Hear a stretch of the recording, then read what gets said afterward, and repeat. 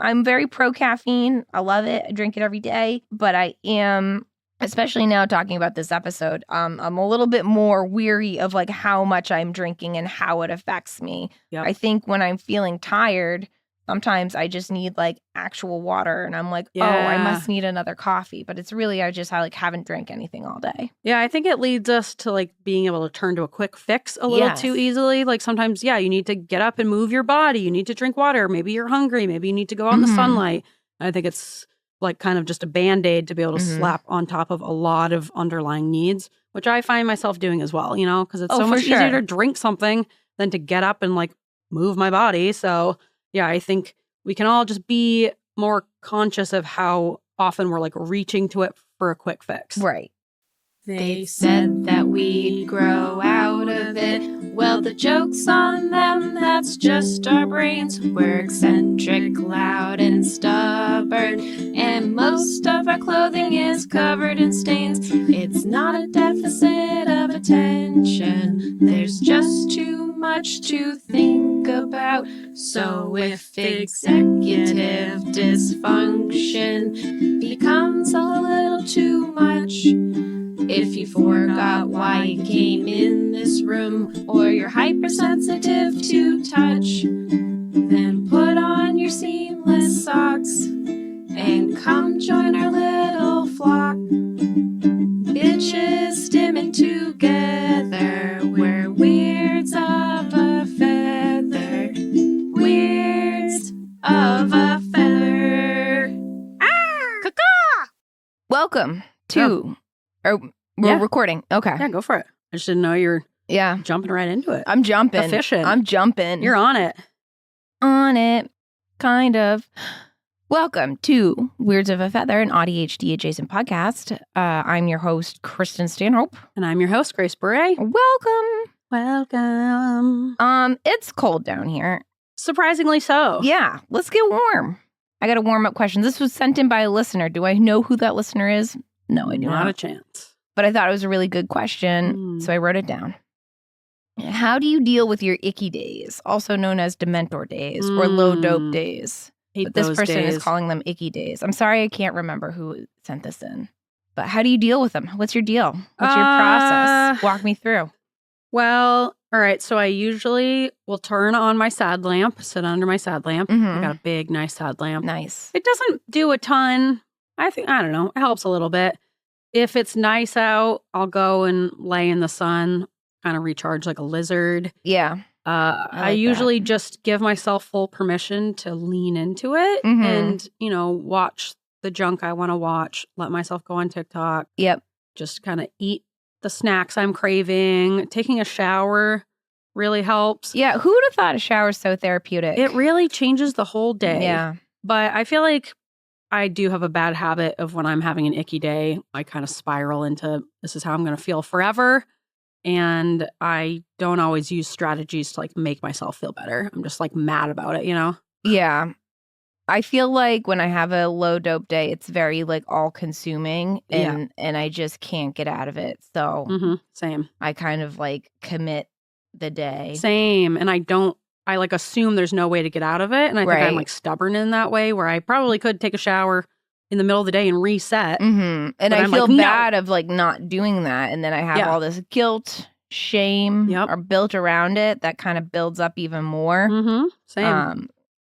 Smoking weed always helps is kind of my last ditch effort. Nice. Yeah. If I'm having a bad day, like on a weekend and I can't get myself to do anything and I'm like mad about it, smoke a little bit of weed and suddenly I'm off hyper-focusing on something in the house for 4 hours straight, I find a good nap and some forensic files always does the body good. Healing. That's how I deal with it. Not well. Yeah. How about that? Yeah. Neither one of us said like, we go on a walk. Yeah. We get some exercise. We call a friend. Yeah. Reach out socially. Yeah. No, I isolate. Isolate, TV, TikTok. Spiral, smoke weed. I don't drink any water. Yeah, I usually have trouble like eating actually on certain icky days, which just makes the problem even worse. And then I'm like mad and fussy and hungry. I like won't take my meds because I don't know. I spiral. Yeah. Yeah, I think part of it is truly like that difficulty with transitions out of emotions where, I'm just like, this is how things are and I'm going to feel like this forever. Yeah. So, I don't really like have a lot consciously. of good strategies. We don't have. Not well. I think is the answer. If you have good strategies for dealing with icky days, let us know. Let us know. We're Do you open have to an it. Icky Day ritual? Should we have an Icky Day ritual? Yeah. I think part of the process is like by the time I realize I'm having like an icky day, I'm like, well, I'm too far gone. Yeah. There's nothing I can do about it. Yes. There's no turning it around. There's no turning it around. And I'm just going to have to ride it out until tomorrow. Yeah. Yeah. I'm like, I have to go to bed and that's all I can do. There's no like, I'm going to take a walk and I'm going to sit in the sun and regroup. I'm going to open my dopamine menu. Yeah. No, I'm just like, get my day back on track. Yeah. Yeah. Nope. Almost in like a way where I kind of think in a sick way I like am enjoying having the excuse of having a bad day, you know? I find now that I have Fridays off, if I'm not down here recording, that's my icky day. I have like one icky day a week. Sometimes you need an icky day. And I'm just like, I'm going to fold laundry and do the dishes. And it's like, no, I'm going to rot on the couch with cats. Yeah. Yeah, mine happens when my days are just not structured enough. Yes. Like even if my do nothing time is structured, I feel a lot better than it's like, I didn't have a solid plan before going to bed. And now when I wake up, I like can't really create a plan for myself. So I'm kind of just floating around all day. And I'm on TikTok, but I'm feeling shame about it. So I'm not really enjoying it. Yeah.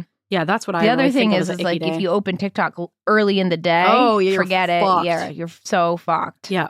I've been doing a lot of Brooke and Connor make a podcast in the morning I've subscribed to their Patreon essentially. It's different than Patreon, but you can watch them on video and oh, nice. That's kind of my good in between between TikTok and like nothing. Yeah. I find, like on my Fridays, so I have nothing structured and I'm like, oh, I should do all these things. Stop shitting yourself. But I end up just like doing nothing because it's so unstructured. So yeah, I need some structure as much as I don't want it.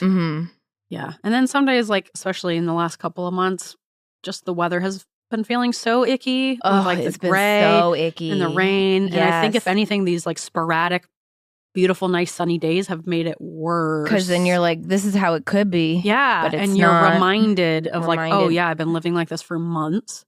And then you see a glimpse of the sun and you feel so much better. Like I started cleaning out my house and doing all these tasks. And then we went back into the gloom and I just like lost all motivation. Same. I was so like, depressing. Oh my gosh. I'm like, what's wrong with me? I want to jump off a roof. Right? But like, that's it. That's what's wrong with me is I saw a glimpse of what could be. And then we went right back into darkness and coldness. Yeah. Well. So yeah. Yeah. Well, I hope whoever wrote in that question, I hope that helped. Or maybe I think what the purpose is you're not alone. Yes. This person wrote in, they're having an icky day. It's hard to get out of it. You're not alone because we also have icky days and we don't handle them well. Yeah. And I guess we don't even necessarily need activities for like what to do when you're having an icky day. It's more so what could be done mindset wise to make us willing to get out of this icky day. Yeah. Because it's really, us like leaning into the ick. Yeah. That is the hardest part. I'm leaning hard. Yeah. Like there are things I could do. Yeah. If I did them, but and I'm not sometimes you just need to lean into the ick, but then don't feel bad about leaning into the ick and just enjoy the ick. You know? Sometimes it's nice to have like a rainy, grumpy day, like where you lay on the couch and you watch Gossip Girl and you play games on your phone and whatever, you know? We need those days. Yeah. All right. Okay. Well, you feeling warm? I am actually feeling a bit warmer. Well, we got a meaty episode for everyone today. We're talking about a hot topic. But first, let's do a little accomplishment. Yeah. Yay. Little accomplishments, but big in our hearts. Grace. Yes. What did you accomplish? I repainted our chalkboard wall in the kitchen. We've had it for a while. I don't use it nearly enough. Whenever someone comes over, they're like, "Oh, that's a great idea, chalkboard You're so wall." organized. I'm like, that's been up there for months. It's said the same thing for months. That's all right. You use it when you need it. It becomes a part of the background. Yeah, I feel like sometimes I do need to have a big surface to like get all of my thoughts out onto. So it is really nice for that. It's just been like junky in the kitchen for since we moved in and immediately had the bidet overflow and it ruined the ceiling and it's just been unfinished for 2.5 years. Yeah. So Ian finally finished the ceiling and like repainted it, which inspired me. Talk about if you give me some muffin. I was inspired to repaint the chalk wall beneath that nice freshly painted ceiling. And now it all looks really nice. And I think it does look nice. I'll use it more now that it's cleaner and nicer and or I won't. Either way, I think it's very much like a peekaboo planner for you. Yeah. Where sometimes there and then other times no. Yeah, sometimes you use it and other times no. And when you use it, it works well. And when you don't need it. Yeah. And I'll take the praise for it, you know? Yeah. I'm proud of myself. Great. Kristen, what did you accomplish? I actually I'm calling it an adjunct accomplishment. I just want to, So I didn't accomplish this, but Christopher did. I don't know if he was inspired by you cleaning out and doing some spring cleaning or I don't know. It was probably me. I am a pretty big influence on people. I don't know, but I'm going to take credit for it anyways. Went through all his clothes because he has this little rinky-dinky closet. And I'm like, why don't we get you a dresser? Why don't we do this? Because you have so many clothes and they're overflowing. And he went through all his clothes and he has like a nice solid bag to bring to some sort of somewhere. And that will sit in the garage or whatever for the next 7 years. But the thing is he's done it. It's out of the closet. That's what matters. In order to do that, we had to get everything out of the closet, which is now in the living room. So the living room's messy, but that's okay. What matters is the closet. Part of it is my mess. But we're also we're like finding like old blankets. Like, do we need these blankets? Do we use these blankets? And it's a lot of decision making to go through stuff. It's such a hard task. Maybe I'll get those like space cubes because we have a backup comforter now in case Snickers vomits on our regular comforter. So where do we put that? Comforter's kind of a big thing to store. Yeah, so space cube. That's a good idea. That's what I'm thinking. So I got to order some of those. But but I'm very proud of him for job, doing that because I think he really has a hard time. He is a semi-hoarder. But we've talked about this before, but it's usually because later down the road, he'll find a thing. He'll find a use for it. Yep. And so he's almost like confirming his own biases. Same. That's exactly what I've done. And I hate it because I don't think I'm a minimalist, but I'm a tosser. Yes, you are. You're a tosser. I'm my father's daughter. It'll be a fun sentence for our British listeners. Yeah. What does that mean in British? I don't know. It's like not quite a slur, but it's like oh no, calling someone a tosser is like a bastard. I think I gotta look it up. Cue the music. Okay.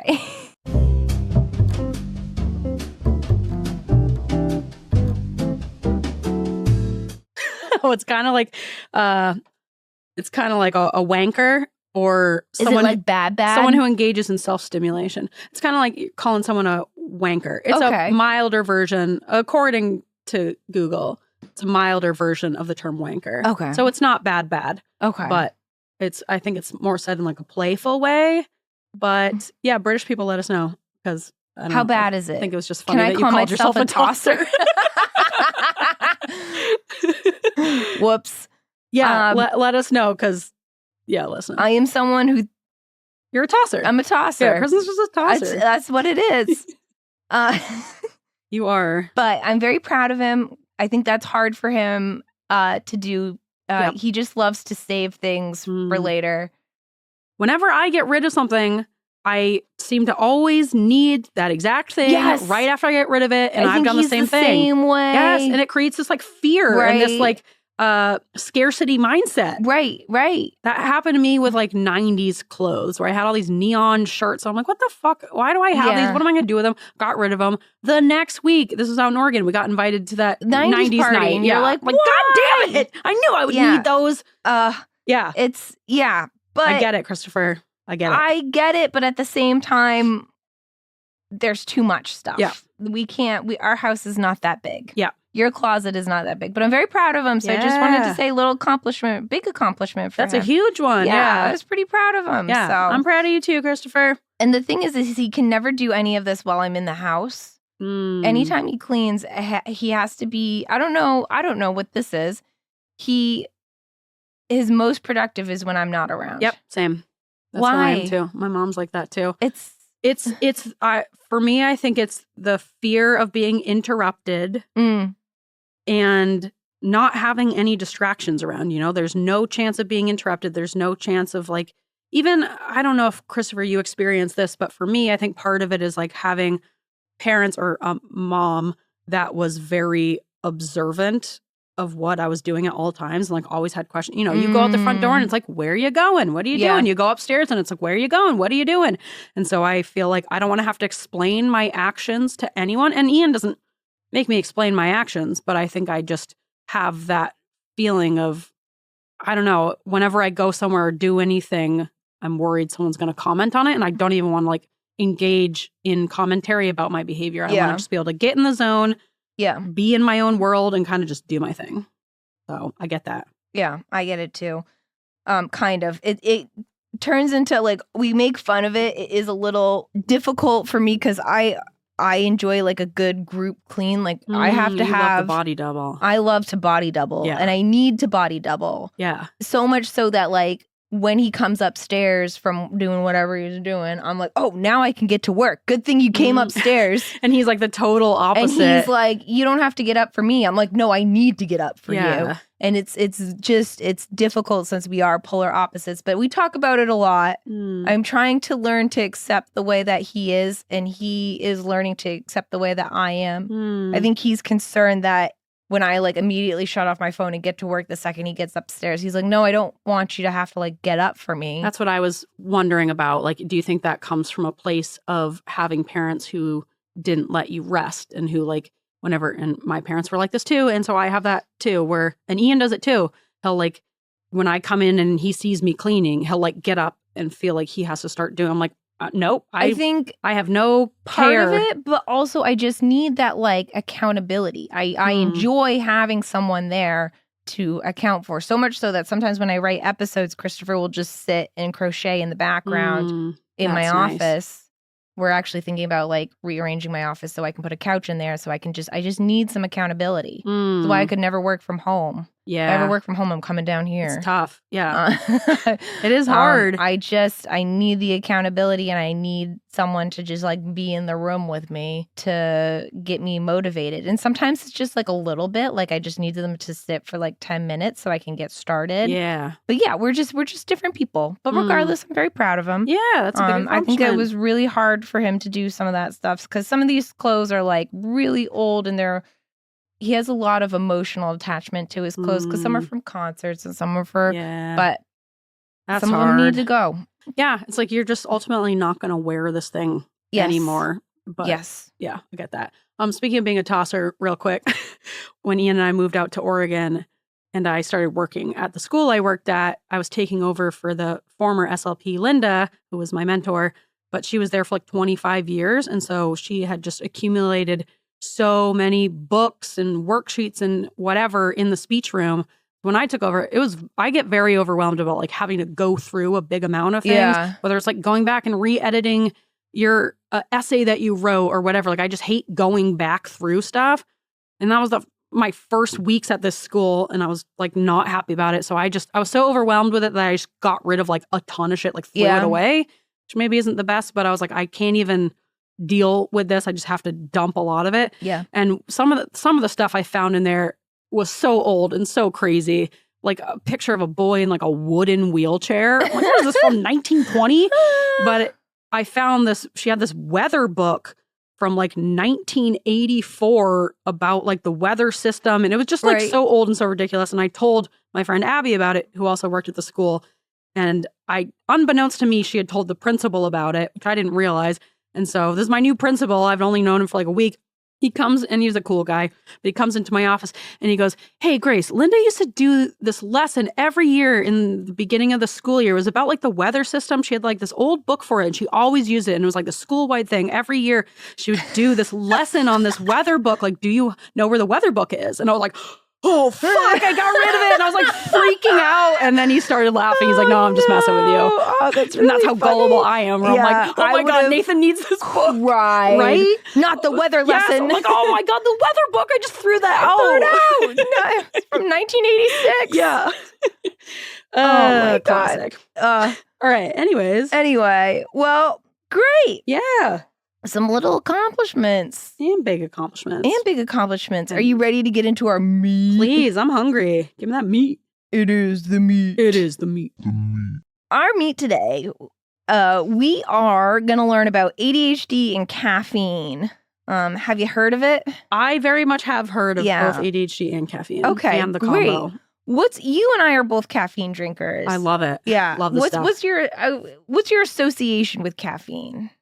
I have never been a coffee drinker at all. I tried to go through a phase, wasn't feeling it, but I've always felt this craving for stimulation. Like I just feel like I've always been like a sleepy gal. Yeah. So when I was in like high school, for years and years, I used to take caffeine pills. Like, really? Yeah. I'm so excited. I'm so scared style, you know? Oh, from Bell's on Saved by the corner? Bell? Yeah, thank you. I'm so excited. But yeah, I never got to like that point, but I would, and I like hid it and felt a lot of shame about it because I felt like I wasn't supposed to be doing this thing. But I didn't like coffee, and I just felt like very tired all the time. I took them all through high school, all through college, and then I think I discovered, like, first of all, I got on medication for ADHD, so that helped things a bit. But then I also discovered like pre-workout and energy drinks because my mom is like very anti-energy drink. Like Lily and I would have to hide them if we ever had them. Energy drinks scare me. Yeah, as they should. They are scary and they can give you heart attacks. And like I went through a phase which was not good where I was drinking way too much pre-workout. I would drink pre-workout like at work because I just felt like I needed this boost. And I would drink Bang energy drinks. Like I've just always kind of had not a super healthy relationship with it, but I've always really sought it out. Yeah. Yeah. Same. I'm a everyday caffeine drinker, and sometimes multiple cups a day. I think recently I've been drinking quite a bit, so much so that I've like talked about it with my doctor, among other things, and she said I need to apparently not eating enough protein, so I have to go on a low sugar, low protein, or high protein, low sugar, low caffeine diet, and she's all about like lifestyle modifications, which I also enjoy. She's lovely, but this is killing me. So I've this is the first time since over 10 years I've switched to not drinking coffee in the morning and trying to switch to tea. It's difficult. What tea are you doing? Just black tea. Oh, it's like so vanilla. It's black tea with vanilla, and I put a little honey in it and oat milk.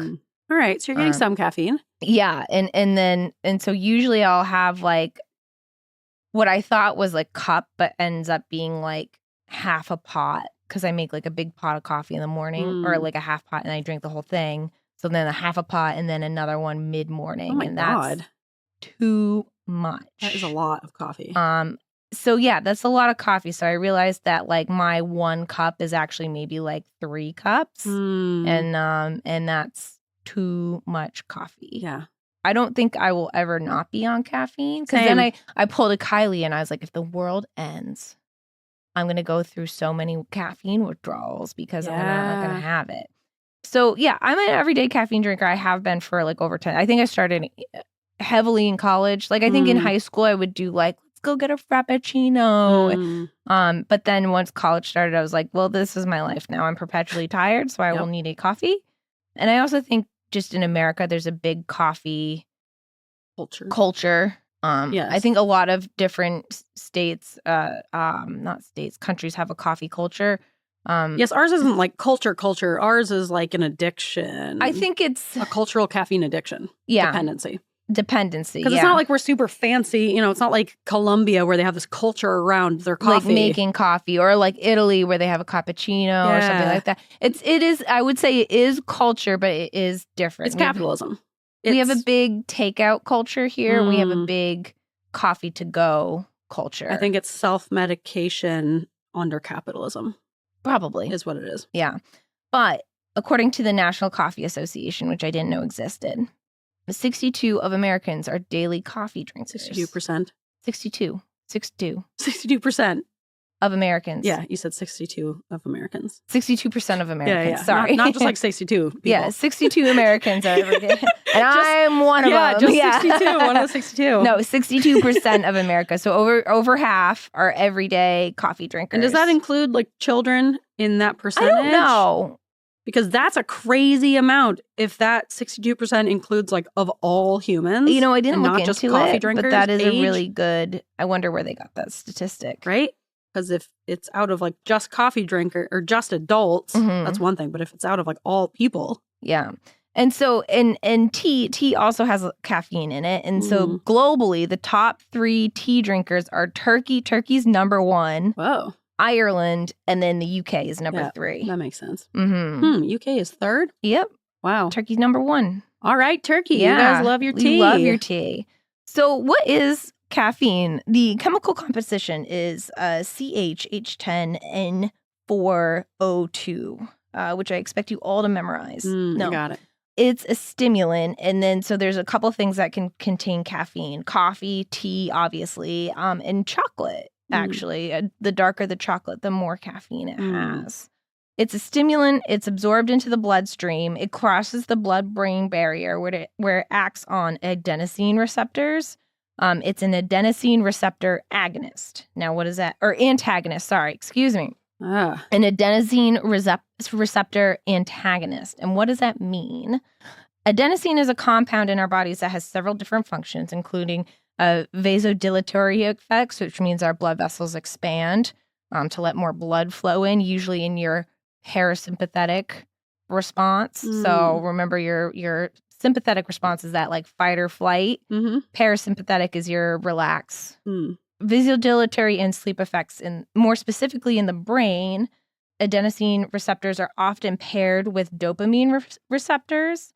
And when adenosine receptors activated, it will decrease the sensitivity of the dopamine receptor. Right? So it's almost like blocking the dopamine receptor. So why would we like that? Why would that be good? Well, so for like sleepy time, you don't want like a huge dopamine stimulatory effect, right? Or when you're relaxing, you don't need that like high dopamine output, right? Dopamine's not good all the time. Just like if you smoke meth all the time. Hell yeah, morning, noon, and night. Yeah, it's not great, right? It really messes with your brain. You can't be on all the time.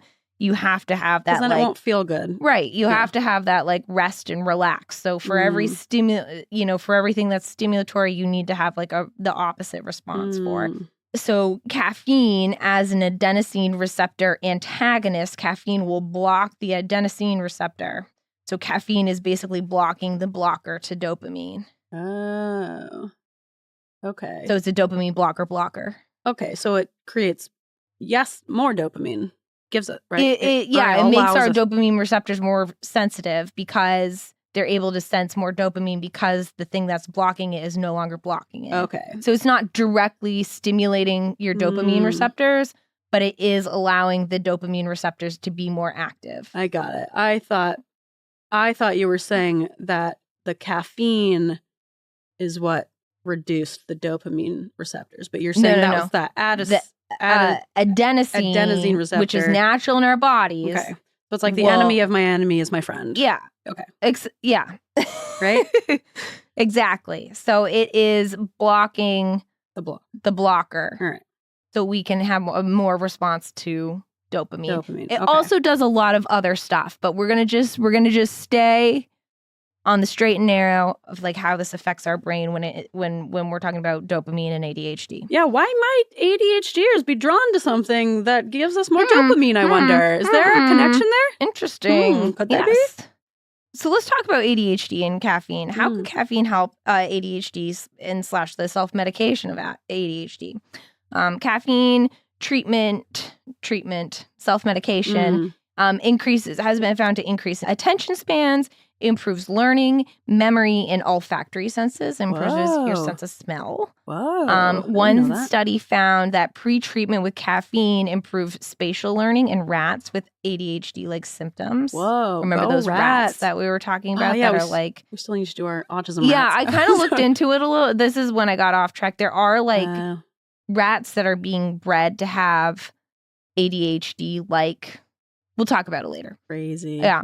And then one study, this study was really interesting, found that the use of caffeine decreased symptom severity in U.S. Army soldiers with ADHD. So it was a study by the U.S. Army, And they made like some comments about how the soldiers were like really into like Monster Energy drinks. And I'm like, why am I not surprised? Yeah.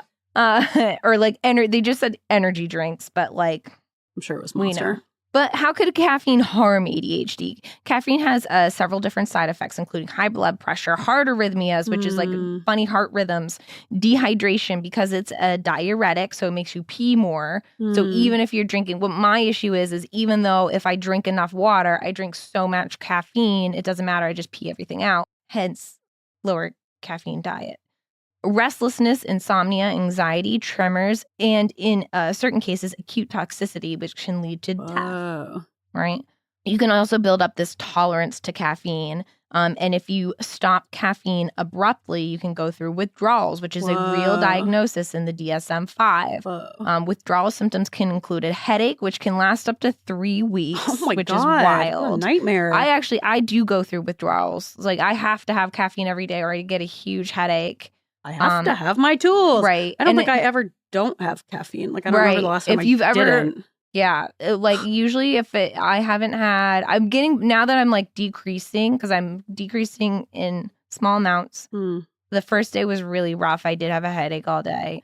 If I don't have caffeine by like 11 o'clock in the morning, I'll start to have withdrawals. Whoa. Yeah. It's so. Well, when you think about how many people are just like absolutely nightmarish to baristas in the morning when they're trying to get I have to have my coffee. Yeah, when they're like flipping out and yelling. Going through withdrawals. Yeah. Yes. Like these are addicts demanding their fix. You know, they're not just angry people at the drive-through window. They're like literally going through withdrawals. That's why you always tip your barista because they have to deal with you while you're like in acute withdrawals. Yeah. I know. Poor baristas. Yeah. So it can include a headache, anxiety, depression, fatigue, and even flu-like symptoms. God. I know. I wonder how many people have experienced that and they like just never even made that connection. You know, you go on vacation or something and you're not drinking coffee like you usually do. And then you feel really sick. And you're like, why do I have a headache? Why do I feel like a flu? Yeah, it must be a stomach bug. Because it's so normalized. It's not like, well, I'm an alcoholic and I stopped drinking alcohol this morning. It's like you don't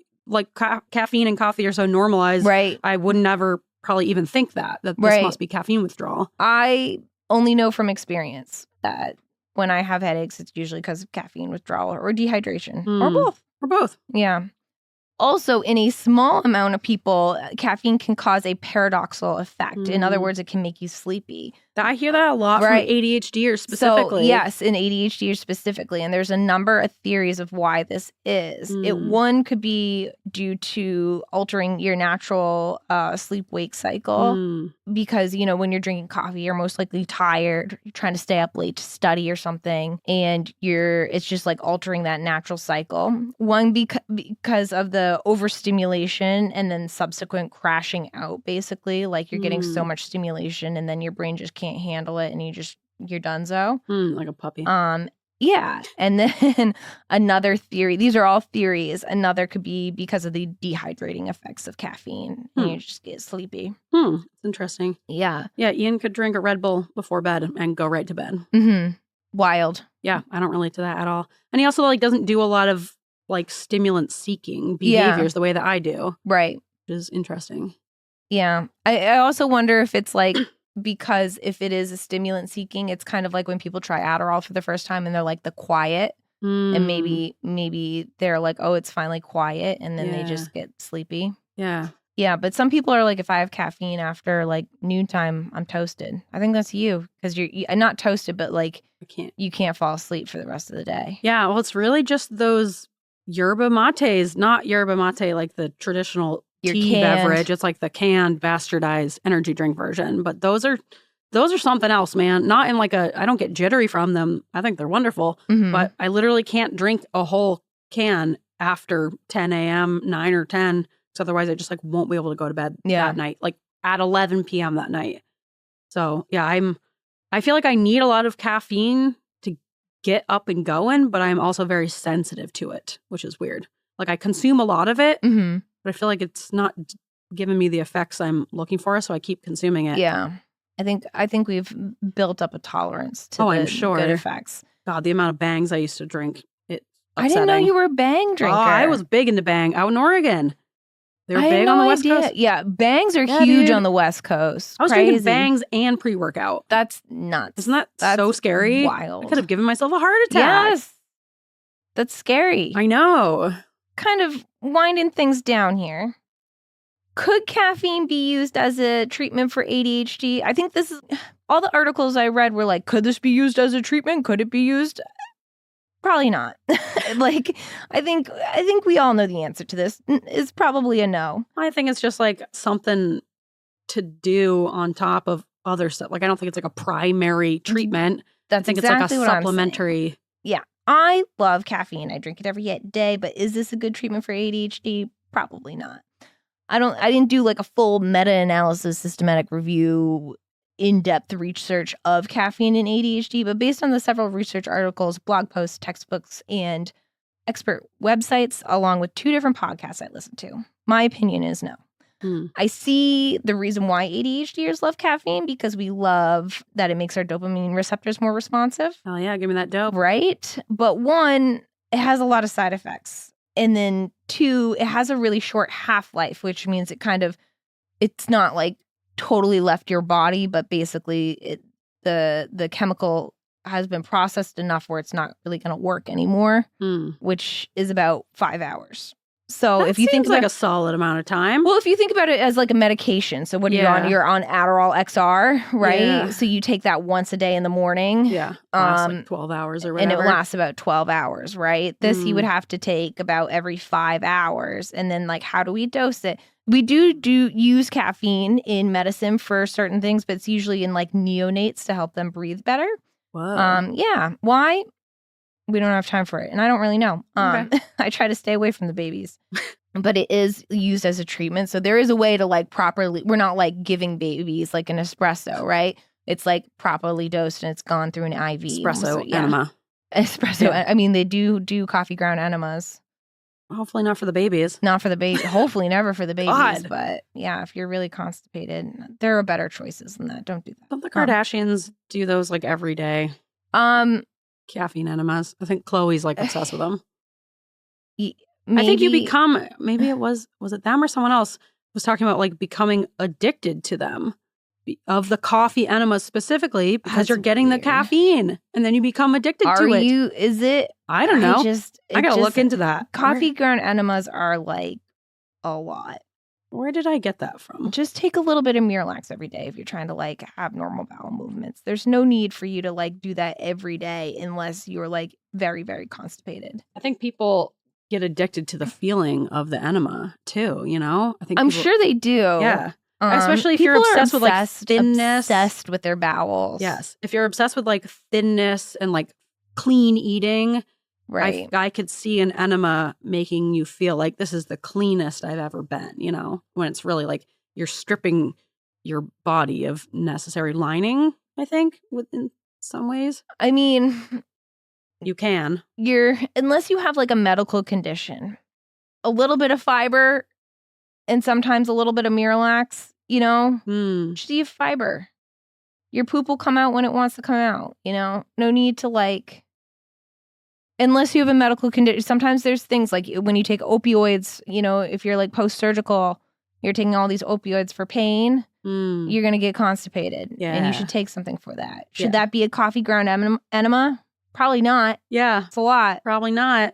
There's better options. Yeah, this says you can get addicted to coffee enemas. Caffeine enemas may lead to caffeine addiction, as the caffeine in the coffee or tea enema is absorbed by the veins in the anal tissue. Oh my God. People are out there getting addicted to coffee enemas. That's wild. If you're addicted to coffee enemas, let us know. Where's feather@gmail.com. Or if you've ever tried one, let us know. I want to know what. I want to know why, and I want to know what it was like. How do you get into that? Yeah. How are you like, this is what we're doing now? Imagine if you're like, I can't stop. I have to do a coffee enema every day. I bet you could like get yourself to the point where you can't poop without it. I always think about now that Kylie's been on our episode on our podcast and about like the gas tank thing. Now everything I do, I think about like, what if the world collapsed? What would happen to these people who are addicted to their coffee ground enemas? Yeah, you know, God, they're gonna have a tough I'll time. have a coffee headache, but they're gonna like How are they going to shit? They're going to be constipated. They're going to be constipated. They're going to have a headache. Yep. They're going to have probably flu-like symptoms. Yeah, they're going to be looking for a fix. Wild. Yeah. Absolutely crazy. Anyway, these are things I think. So anyway, it's got a lot of side effects. There's a risk of tolerance, as we just talked about. And it has a short half-life. And due to these things, I think it can't really be considered like a legitimate therapy for ADHD. I think that'd be hard to dose. And I think the dose you would have to do would probably put you at risk to a lot of these side effects. I know some parents will give their kids like espresso beans to bring to school. For ADHD? Yeah. Really? Yeah. So that where it come, I think as a supplemental therapy, sure. From what I've read, it sounds like it'd be great. And I think that's what you and I both do. Yeah. I feel like that's what most ADHDers probably are already doing. Yeah, exactly. I as a first line, I don't think so. I also think we already have a gold standard, which is stimulants, which works really well for lots of people with less side effects than like arrhythmias. Yeah, my caffeine intake definitely went down a bit when I got on stimulants, but then like anything, it's like now that becomes your new normal. Yeah. And I think part of the caffeine thing is just for anyone but ADHDers specifically, like at least for me, I'm always just looking for something different to do. I'm always looking for a way to change my mental state or my physical state or whatever. I'm just looking for some kind of change.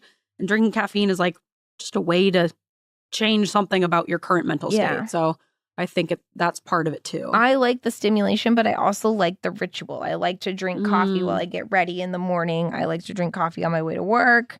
I like drinking it. It feels like you're like leveling up, you know? Yeah, I'm like this is part of my getting ready. You know, I do my eyebrows and I drink my coffee, you know? Yeah. So I feel I'm like ready for my day now. Yeah. It's hard to kind of break that aspect of it. Yeah, it's a hard cycle to break. I'm changing. I don't think I'll be totally off caffeine ever. No. And I don't think I'll be off coffee ever. But I think I have to change. I need to make sure I don't drink too much because I do think I get like really affected by it and fatigued and incredibly dehydrated. Have you tried switching to decaf yet? Well, there's decaf and there's half-caff. And decaf doesn't really have a lot of caffeine. So I'll switch to half-caff. Because I've seen that in the stores. Yeah, try that out. And go from there. Yeah. I do have decaf at home, though. So replace the ritual. Don't try to eliminate it. Right. So, like, sometimes, like, on, like, a snowy Saturday, I'll just make a pot of decaf and I'll drink that all day instead. Sounds cozy. It is cozy. I wish I liked coffee. Yeah, I do enjoy the coffee. I feel like it's a whole culture I'm missing out on, you know? Yeah. I just don't like it. Yeah, no, I'm learning to enjoy tea. I've learned that it tastes better when I put like honey and milk in it. I go lemon. Lemons. You're a lemon person. I'm a lemon in the tea. Yeah.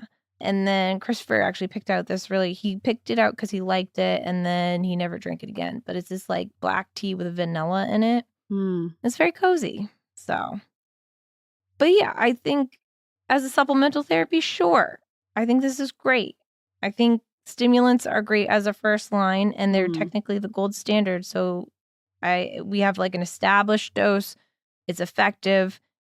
We have like the extended versions. I think, you know, there's all these like, it seems to me that people are looking for anything but a stimulant to treat ADHD. Yes. And they're so much safer than they seem things. So much safer and more with better results than anything, right? You know? Yeah, people are so scared of stimulants. Right. Meanwhile, there are people in the news all the time who are dying from caffeine heart attacks. Right. There was some like 28-year-old girl who just died a few weeks ago. She was drinking like 3 bangs a day. Oh, yeah. Or the Panera Bread thing. Yeah, the charged lemonade. The charged lemonade that people were drinking. So it's like I think people are scared of stimulants because they're like thinking of it as caffeine. But it's like, no, caffeine is actually much more dangerous and it's way more commonplace. I think everything's fine in moderation. I think for some of the trend lately with like everything's like energizing and it's very like, does this actually have caffeine in it? Like,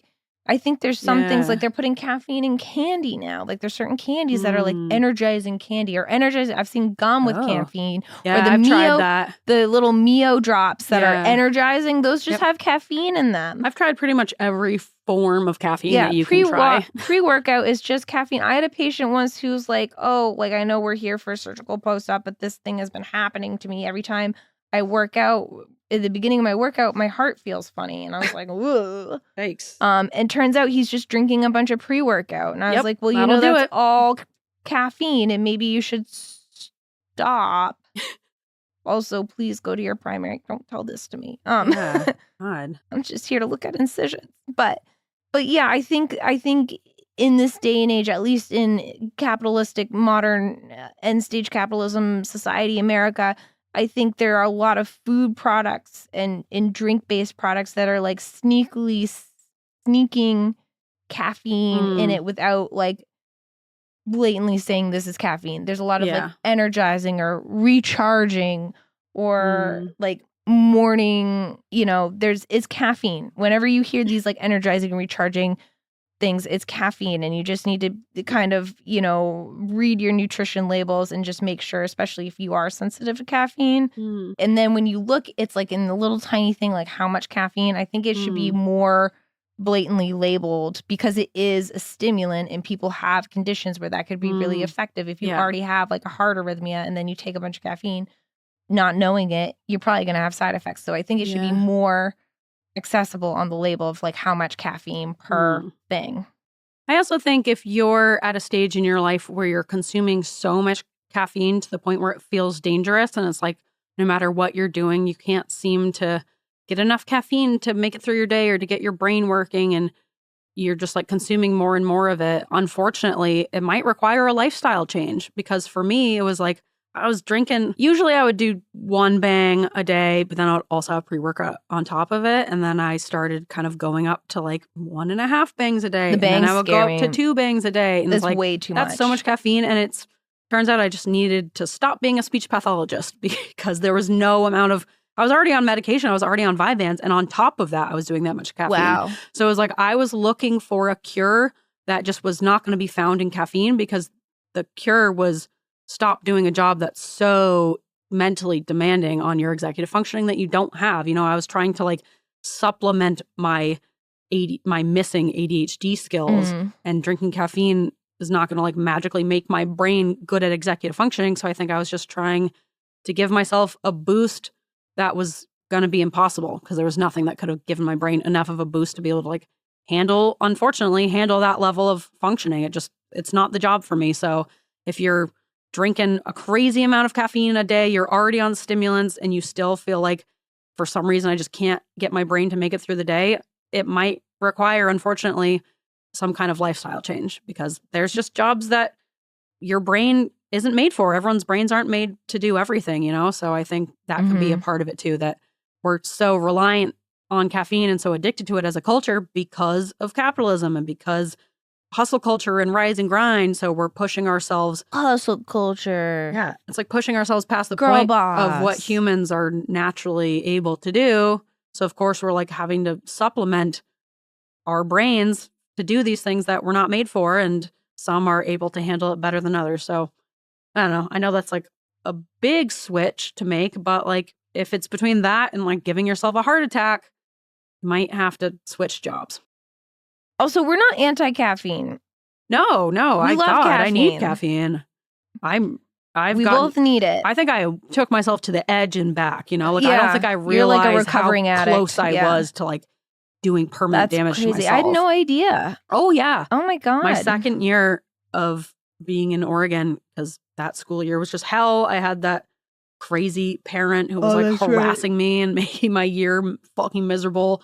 I was chasing kids down the street. I was like I remember that. Like the unofficial behavior person of our school. And I was just so overwhelmed and exhausted every single day that it really got out of control with how much caffeine I was using. Yeah. So don't do that. Yeah. But you can drink caffeine. Everything in moderation. Yes. You know, everything's good in a little moderation. So let's talk about different caffeine beverages and how much caffeine they have. And then for context, according to the Mayo Clinic, they recommend no more than like 400 milligrams a day of caffeine. Then we get into like the toxicity. Over 400 milligrams is like when we start talking about like caffeine toxicity, arrhythmias and whatnot. I think those charged lemonades had like 200 milligrams per cup or something like 200 or 300. I'm looking it up. That was the one thing I didn't. So we're just to put things into context here. Let's talk about coffee. Coffee, 1 cup or 1 8-ounce cup, which is like your standard coffee cup here in America.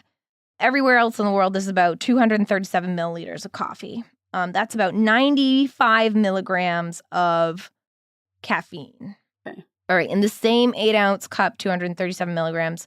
For black tea, that's 47 milligrams. Green tea, it's 30 to 50 milligrams. For your yerba mate, I think this is like legit yerba mate and not your bastardized yerba mate. And it's interesting because it says anywhere from 65 to 130. Oh. So I think that's like how much you mix it, right? Because you have to like mix a certain amount with it. Yeah. It's so, and that's for the 8-ounce, the 237. A piece of dark chocolate, like 1 ounce or about 30 milliliters of dark chocolate is 8 milligrams.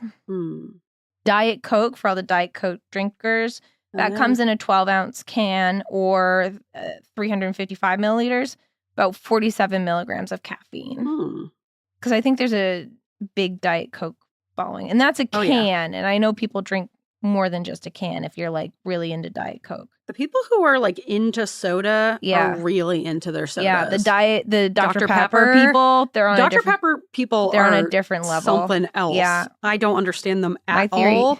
I respect what they do. I don't judge it. I just cannot relate. I don't like Dr. Pepper in any capacity. I think it's okay. I just really don't enjoy soda that much. I love soda. The only soda I like is a Baja Blast. Baja Blast. It's like the only one. And Diet Pepsi all day. I would drink a Diet Pepsi every day if I let myself. Oh, you're a Pepsi person. Because of Robin, because of Jake and Elena's mom. She always had Diet Pepsi. Interesting. And I loved it. So it feels like a special treat because I wasn't allowed to have it. Let's talk about energy drinks. Celsius, which is it's sold in either a 12-ounce, which is 355 milliliters, or a 16-ounce, which is a 473 milliliters can. So the 12-ounce can can have 200 milligrams of caffeine. And let's just remember, 400 milligrams is our max before we start talking about side effects. Or the 16-ounce is 270 milligrams of caffeine. So if you're drinking 2 of those, you're over your max. A Monster energy drink is 160 for a 12-ounce can. A Bang is in a 16-ounce can, and that's which is 473 milliliters. That's 300 milligrams. That's for crazy. 1 Bang. That's so much. Wild. I can't believe I would drink that and energy drink. And Vyvanse. And pre-workout. Yeah, and 40 milligrams of Vyvanse. Yeah, I definitely went through a Celsius phase as well. Yeah. The Celsius became a clean eater, and I went from Bang to Celsius. So I think Celsius has good marketing. They're marketed as like cleaner than I don't think Monster. they are. I think they're I don't think have they a big are. lawsuit someday. I think they have a ton of caffeine. 200 milligrams is so much caffeine. I would drink 2 of those sometimes. That's wild. Yeah. So let's talk about the Panera Bread thing. Yes. So if you don't know, if you're, outside the U.S., when was this? 2023. So this is a couple of years ago. There was a big wrongful death allegation lawsuit that I think Panera Bread had to pay out because they made these caffeinated charged lemonades. But they didn't label them. They didn't. Well, they were charged, but they weren't like, we talked about this, the nutrition labels, they weren't like really labeled as like, this has caffeine and this is how much caffeine you have. So the drink for a 30 ounce, which is a big drink. So wait, 30. So that's... It's almost a liter. Liter cola? Like a big gulp, basically. It's 887 milliliters. So for that big drink, you're getting 237 milligrams of caffeine, and it's available for refills. Although, so it says that this is a article from Very Well Health. And it said this drink is highly caffeinated. A large 30-ounce charged lemonade with ice contains 237 milligrams of caffeine, although Panera previously listed the same drink as having 390 milligrams of caffeine. So now we're borderlining. Why that change was made, not sure. Probably because of this lawsuit. So having 390 milligrams of caffeine, we're already bordering the max level of what you should have. And they say it's more like taking 5 8-ounce cups of coffee a day. So 5 regular cups of coffee a day. All at once. And they're available for refills. So I think the issue was this. It was discreetly labeled as caffeinated, but it wasn't like overtly labeled as caffeinated, especially something with that much caffeine. Yeah, if I saw charged lemonade, I would assume, okay, this probably has like, I don't know, 60 milligrams. Like I would assume it would be like a supplemented thing. Not right. Like people are drinking it as if it was lemonade when really it was an energy drink. So what was happening is people were drinking these and then getting the free refills that it came with. So now you're drinking like almost 800 milligrams of caffeine, and so some person died from this. Didn't a couple people die? I think at least 2, and 1 was hospitalized because it wasn't like clearly labeled. I think if you like went on the website, you could look at it, but it wasn't like on their menu. Yeah, and I think that's an issue that we have because I think there are. I think anything with a high caffeine amount should have like a very clear label of how much caffeine there is. Yep. Because there are side effects, just like any drug. Yeah. There are side effects with everything. Yeah, as much as we casual love it. about it. But yeah, there was a wrongful death lawsuit because of that. And so I don't think they make those anymore. I think they've just taken them off the menu. Probably smart for a place that does automatic refills. Yeah. Like those need to be in can form, something that's like a small contained dose. Right. They need to be given to you in like a 30 dose. ounces is just so much fluid to begin Imagine with. drinking 2 of those. Also, I looked it up in my yerba mates. They're like the can Gayaki brand. I don't know if that's how you say it, but yeah, it's the canned one. They have 150 milligrams of caffeine. Okay. So it's like a Monster Energy drink, basically. Yeah, but I don't feel jittery from them the way that I do with like other energy drinks. So they do feel different, but the other thing with still an have energy caffeine. drink is like what else is in there? Yeah. I know bangs felt very medicinal. They tasted very and medicinal. They taste like straight up they all do. Chemicals. Yeah, they all taste like battery acid. So that can't be good. It can't be good. It can't be good. It can't be good for you. What is in there? Right? I guess like Coca-Cola is also not great for your stomach lining. Yeah. Yeah, true. So. Anyway, but yeah, so I would, and you know what? If you're like, I love Bang, that's great. You can drink it. You know, you have the free will. I would just say, just be careful. Yeah, you know, be aware. There's a reason why we love stimulants, and there's a reason why they can be bad for us. You know, with everything there's side effects. You know, like we talked about, Adderall has side effects, and all these drugs that we talk about that have side effects. Caffeine is a stimulant. It is a drug, and it has harmful side effects. So just monitor it. You know, myself included. I'm kind of like talking to myself right now. Like, watch yourself. Yeah. Yep. Same. But yeah, I'm very pro caffeine. I love it. I drink it every day. But I am, especially now talking about this episode, I'm a little bit more weary of like how much I'm drinking and how it affects me. Yep. I think when I'm feeling tired, sometimes I just need like actual water, and I'm like, oh, I must need another coffee. But it's really I just haven't drank anything all day. Yeah, I think it leads us to like being able to turn to a quick fix a little too easily. Like sometimes, you need to get up and move your body. You need to drink water. Maybe you're hungry. Maybe you need to go out in the sunlight. I think it's like kind of just a Band-Aid to be able to slap on top of a lot of underlying needs, which I find myself doing as well, you know, because it's so much easier to drink something than to get up and like move my body. So yeah, I think we can all just be more conscious of how often we're like reaching to it for a quick fix. Right. Drink some water. Yeah. Try other things on try top to of be caffeine. Hydrated. Try cocaine if you need, you know? Yeah. Talk about a boost.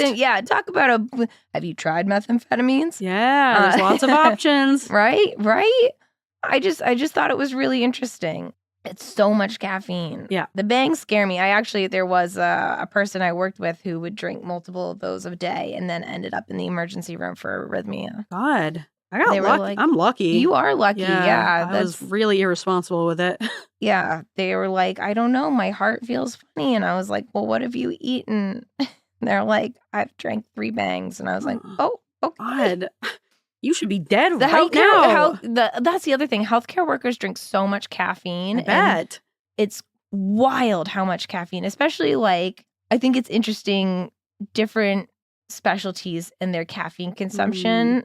I guarantee you number one's going to be the ED because it's all people with ADHD because you're jumping around. Yep. And it's just like this high stress environment. Yeah, or you got to be on.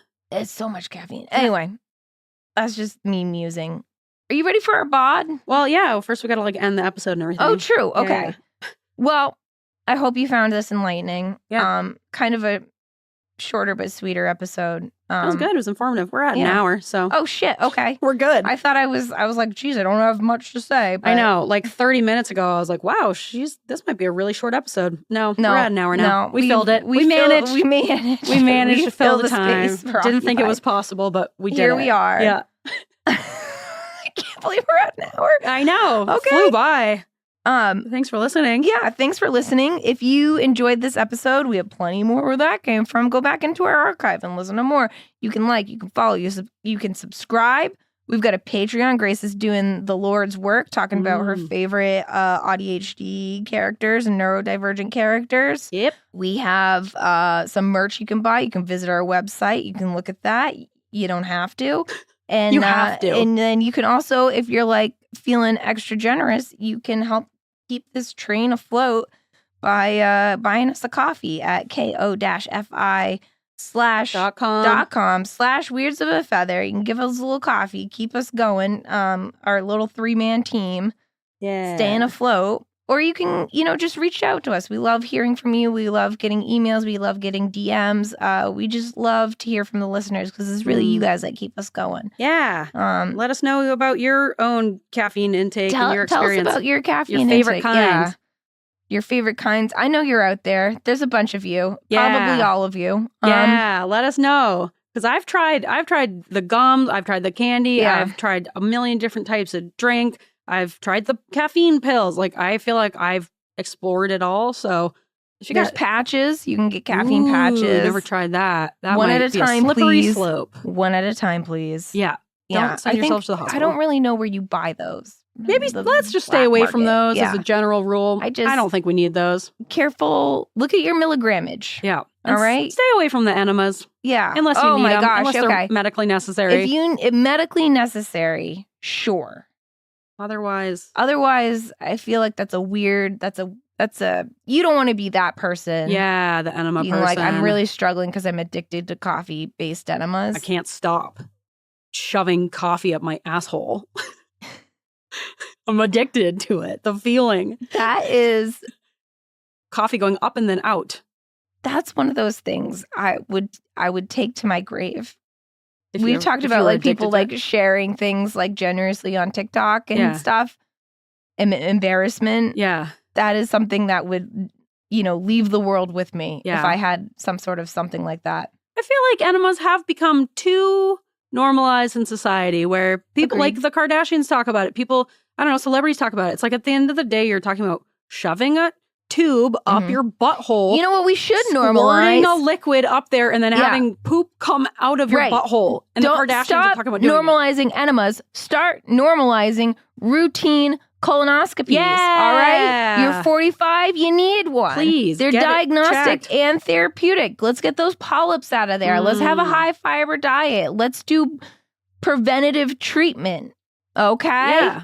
We all need colonoscopies. Sure, you can poop in a cup and send it to Cologuard. You know what they're not going to do? Take out those polyps. Let's normalize that. Routine screening about your colonoscopy. Love it. And if you're feeling dirty, get a bidet. Why don't we have bidets culturally in America? I don't know. It's big toilet paper. I was just about to say big paper. Big paper. Yeah, they ruin everything. Using toilet paper. Get a bidet. Evolve. If you need a colonoscopy, sign up. Please. Please.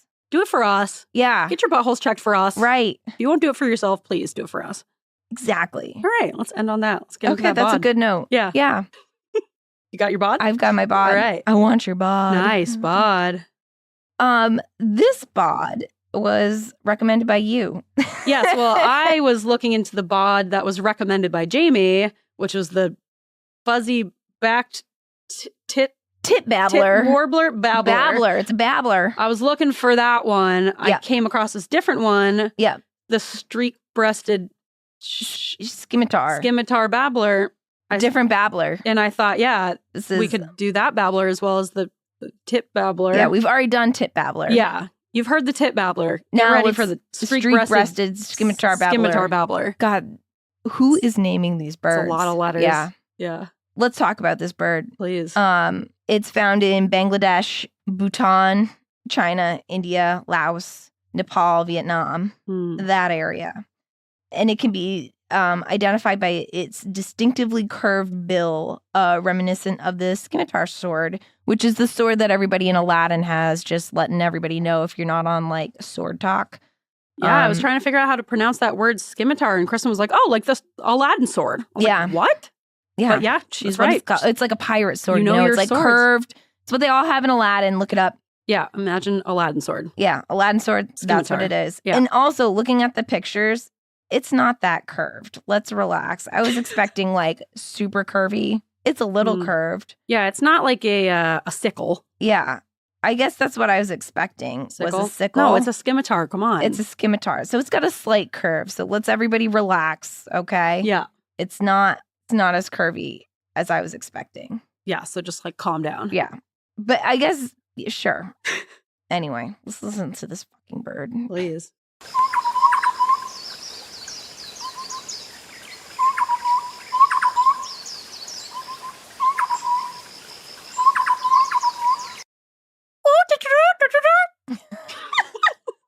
It's like echoing itself. I know. You know, it sounds like it's like double echoes. I like this one. Yeah. Sweet. I know. Thought it was nice. Yeah, that's a nice one. Yeah. Thanks for sharing. Yeah. You're welcome. I think we got close. It's got the straightest. Look at this beak. That's a straight beak. That should be a longsword babbler, not a scimitar babbler. That doesn't look like a scimitar. Who's naming these birds? Well, I wonder if different birds have different curves to their scimitar beaks. And maybe does more curve show a more masculine bird to be chosen by the ladies. I just don't think that. I think someone really wanted to show off their use of the word scimitar. And so they should have found a different bird. You know what that bird's beak reminds me of? Maybe scimitar. Maybe I don't know enough about scimitars to make the association. I think you know plenty about scimitars. According to Aladdin, they're quite curvy. Yeah. Well, Aladdin might be a bit of an exaggeration. I take Aladdin as truth. Yeah, hard historical truths. facts. Yeah. All right, anyways. I forgot we were fading out here.